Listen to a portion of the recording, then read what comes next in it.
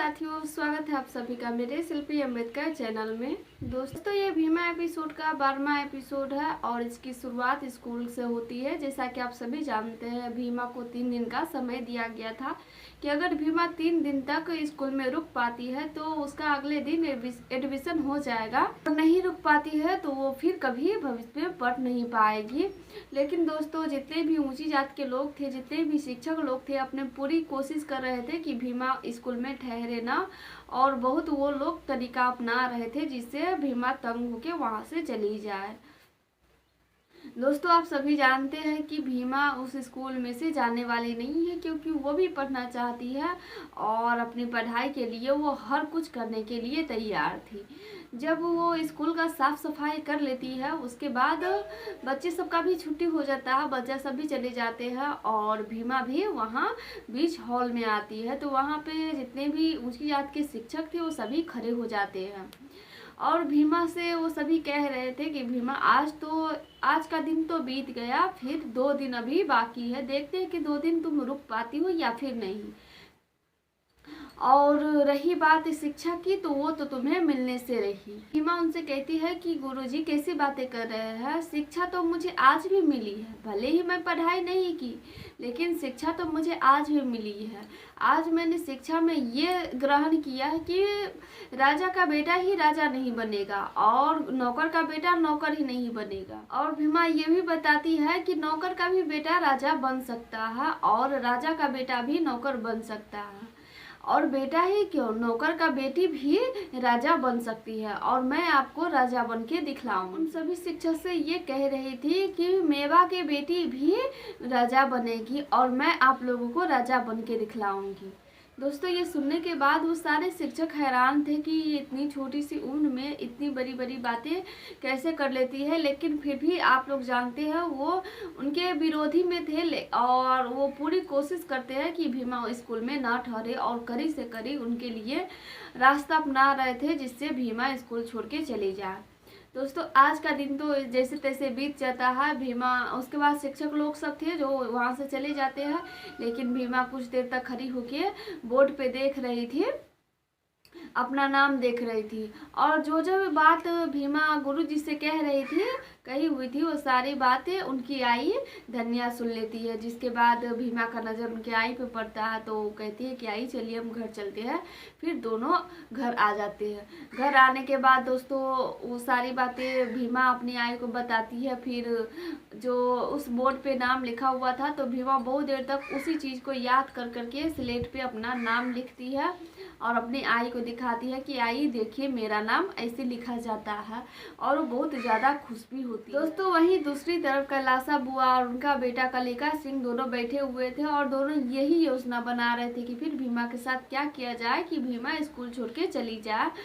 तो वहाँ पे उनका बेटा बिशंबर जो था, जिनको छोटे छोटे कह के बुला रहे थे, वो आते हैं और अपनी आई को और अपने भाई को बहुत समझाने की कोशिश करते हैं कि भैया, आप कब तक उसको रोकिएगा, उसका भी अधिकार है कि वो पढ़े, और संविधान में ये पूरा लिखा हुआ है कि हर महिला अपने अधिकार से पढ़ सकती है।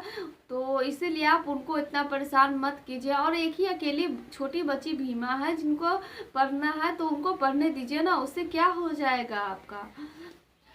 दोस्तों, तो उसके बाद उनकी आई उनको बता रही थी, अम्मा, कि बेटा, तुमको मैंने और तुम्हारे भाई ने बचपन से ही समझाते आया है, लेकिन नहीं, तुम समझे नहीं। आज तुम पढ़ना लिखना सीख गए हो, कुछ किताबें पढ़ ली, तो तुम्हें हम लोगों का बात भी चुभने लगा है, हम लोग सही भी नहीं लगते हैं। जिसके बाद वो भी समर उनको बतला रहे थे कि आई, मैं ही जानता हूँ कि आपसे और मैं भैया से कितना प्यार करता हूँ, लेकिन मैं आपका विरोध नहीं कर रहा हूँ आई, मैं तो आपके विचारों का विरोध कर रहा हूँ। एक छोटी सी बच्ची को पढ़ने देना है तो क्यों उनको रोक रहे हो। जिसके बाद कैलासा बुआ कहती है कि बेटा, तुम बबूल के पेड़ को जानते हो, अगर उस बबूल के पेड़ को काटा नहीं गया ना, तो उसके जो कांटों का ना है झाड़ बन जाता है, और वो आते जाते हर व्यक्ति को चुभने लगता है।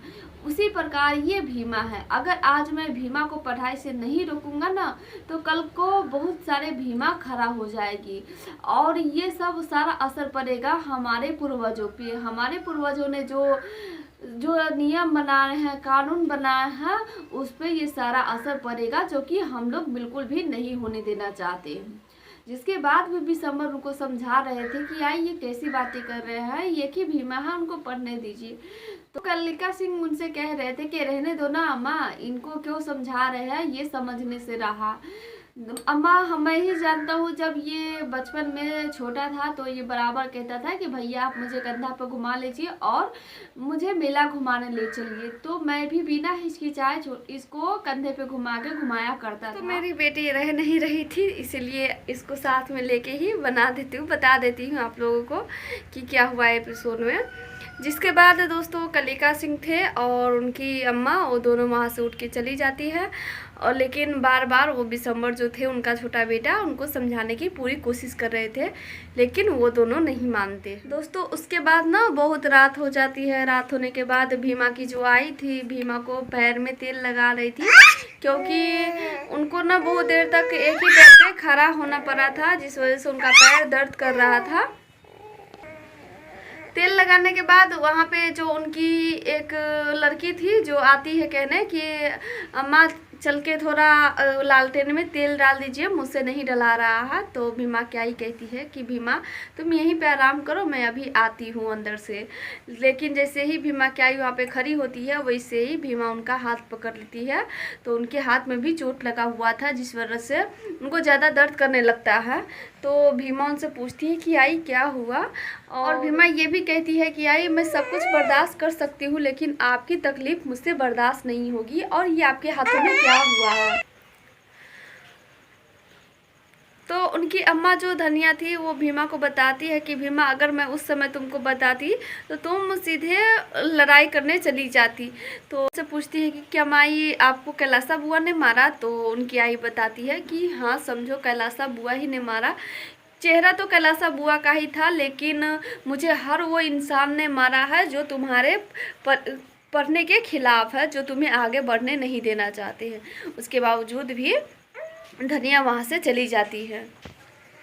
उनके जाने के बाद दोस्तों वहाँ पे बाबा साहब आ जाते हैं, और बाबा साहब आने के बाद भीमा को बहुत सारी बातें बताते हैं, समझाते भी है उनको, और उनको ये भी बताते हैं कि भीमा आज तो तुमने कैसे जैसे अपने एक दिन स्कूल में बिता लिए, लेकिन इससे भी कड़ी साजिश कल की जाएगी, तो इसके लिए तुम्हें पहले से ही तैयार होना होगा।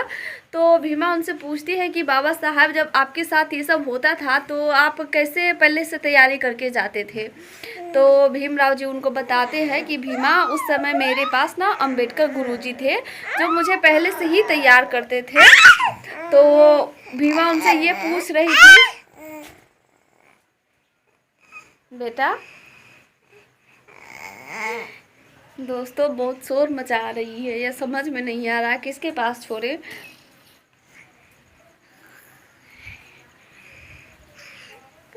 इसो क्या है, हेलो हाय कर दो बेटा।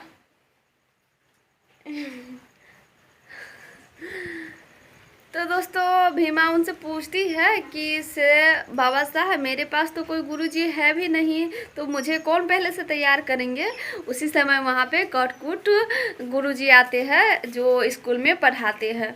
वहाँ पे आने के बाद भीमा को वो वही बात बता रहे थे कि भीमा तुम्हें कैसे तैयार होना होगा, क्योंकि कल साजिश की जाएगी और इससे तुम्हें कैसे बचना है।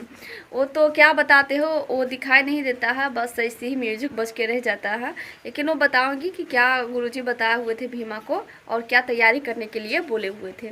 जिसके बाद भीमा उनको कहती है कि ठीक है गुरुजी, जैसा आपने बोला है वैसा ही मैं कल स्कूल में करूँगी। उसके बाद कटकुट गुरुजी थे जो भीमा को बाबा साहब की जो बुक होती है वो उनको देते हैं कि भीमा जब तू पढ़ने लिखने लगना ना, तो इस किताब को ज़रूर पढ़ना, क्योंकि इस किताब में लिखा हुआ है कि बाबा साहब किन संघर्षों से अपना पढ़ाई पूरी किए हुए थे। भीमा उनको बताती है कि गुरुजी मेरे पास तो बाबा साहब खुद ही हमेशा सामने रहते हैं, तो मैं इस किताब को लेके क्या करूँगी और किताब में क्यों पढ़ूँगी, इससे अच्छा है कि मैं बाबा साहब से खुद पूछ लेती हूँ। तो गुरुजी उनसे कह रहे थे कि भीमा क्या सच में तुम तुम्हें बाबा साहब दिखाई देते हैं और अभी है कहाँ।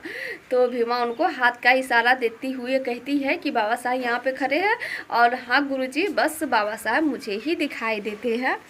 तो बाबा साहब तो गुरुजी को ये बात ना अजीब लग रही थी, जिसके बाद कहते हैं कि मैं यहाँ से जा रहा हूँ। तो भीमा उनको रोक के कहती है कि गुरुजी आप कटकुट गुरुजी नहीं हैं, आपको सब स्कूल में कटकुट गुरुजी कहते हैं ना, तो मैं ऐसा आपको नहीं कहूँगी, मैं आपको सही सही गुरुजी कहूँगी। और जिसके बाद गुरुजी वहाँ से चले जाते हैं। लेकिन वहाँ उनके जाने के बाद भीमा उनका किताब लेते हुए बाबा साहब से जाके कहती है कि बाबा साहब ये आपका किताब है, लेकिन मैं नहीं इसे पढ़ूँगी, आप ही बताइए कि आपके साथ क्या क्या हुआ था। तो बाबा साहब उनसे कहते हैं कि भीमा किताब तो तुम्हारे पास मिल ही गया है, अब तुम इस किताब को खुद ही पढ़ना, मैं तो बताने वाला नहीं हूँ, और जब तुम पढ़ने लिखने लगोगी तो खुद इस किताब को पढ़ लेना। इतना कह के बाबा साहब वहाँ से चले जाते हैं। अब इसके आगे क्या होगा एपिसोड में दोस्तों, ये मैं अगले एपिसोड में बताऊँगी, क्योंकि आज का एपिसोड यहीं पर समाप्त हो जाती है। दोस्तों माफ़ कीजिएगा, बेटी के साथ में लेकर के मुझे एपिसोड बनाना पड़ा है और मैं इसे कहीं भी छोड़ भी नहीं सकती हूँ। छोटी सी बच्ची है, खेलने वाली नहीं है। बहुत देर तक मम्मी को परेशान किया, परेशान होने के बाद ये मुझे रखा के मम्मी चली गई है और देख रहे हैं मेरे पास भी कितना हरकत कर रही है। और दोस्तों आपको बता दें कि अभी बारिश हो रही है, तो बारिश देखने के लिए इतना बेचैन हो रही है, देख सकते हैं, है ना इसो देख रहा है। तो ठीक है दोस्तों, फिर मिलेंगे। जय भीम।